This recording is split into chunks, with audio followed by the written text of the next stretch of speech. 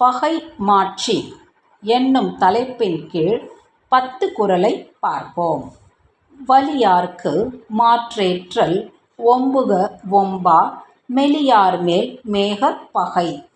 மெலியோரை விடுத்து வலியோரை எதிர்த்து போரிட விரும்புவதே பகை மாட்சி என போற்றப்படும். அன்பிலன் ஆன்ற துணையிலன் தான்றுவான் என்பறியும் ஏதிலான் துப்பு. உடனிருப்போரிடம் அன்பு இல்லாமல் வலிமையான துணையுமில்லாமல் தானும் வலிமையற்றிருக்கும் போது பகையை எப்படி வெல்ல முடியும்? அஞ்சும் அறியான் அமைவிலன் ஈகலான் தஞ்சம் எளியன் பகைக்கு. அச்சமும் மடமையும் உடையவனாகவும் இணைந்து வாழும் இயல்பும் இரக்க சிந்தனையும் இல்லாதவனாகவும் ஒருவன் இருந்தால் அவனை பகைவரால் எளிதில் வெல்லப்படும். நீங்கான் வெகுளி நிறையிலன் எஞ்ஞான்றும் யாங்கணும் யார்க்கும் எளிது.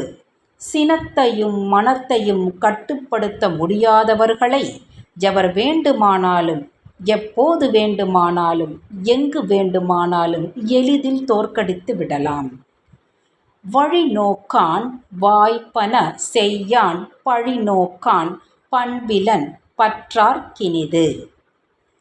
நல்வழி நாடாமல் பொருத்தமானதை செய்யாமல் பழிக்கு அஞ்சாமல் பண்பும் இல்லாமல் ஒருவன் இருந்தால் அவன் பகைவரால் எளிதில் வெல்லப்படுவான். காணாச் சினத்தான் கழிப்பெருங் காமத்தான் பேணாமை பேணப்படும். சிந்திக்காமலே சினம் கொள்பவனாகவும் பேராசைக்காரனாகவும் இருப்பவனின் பகையை ஏற்று எதிர்கொள்ளலாம். கொடுத்துங் கொளல் வேண்டும் மன்ற அடுத்திருந்து மாணாத செய்வான் பகை. தன்னோடு இருந்து கொண்டே தனக்கு பொருந்தாத காரியங்களை செய்து கொண்டிருப்பவனை பொருள் கொடுத்தாவது பகைவனாக்கிக் கொள்ள வேண்டும்.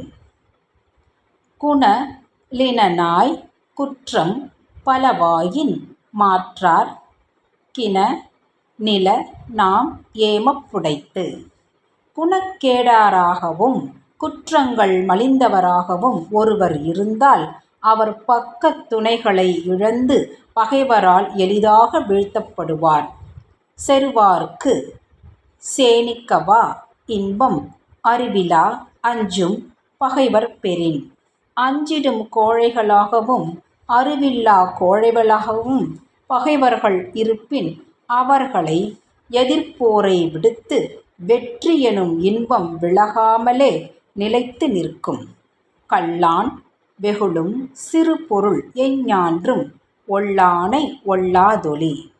போர் முறை கற்றிடாத பகைவர்களை கூட எதிர்ப்பதற்கு தயக்கம் காட்டுகிறவர்கள் உண்மையான வீரர்களை எப்படி எதிர்கொள்வார்கள் என கேலி புரிந்து புகழி அவர்களை அணுகாமலே விலகி போய்விடும்.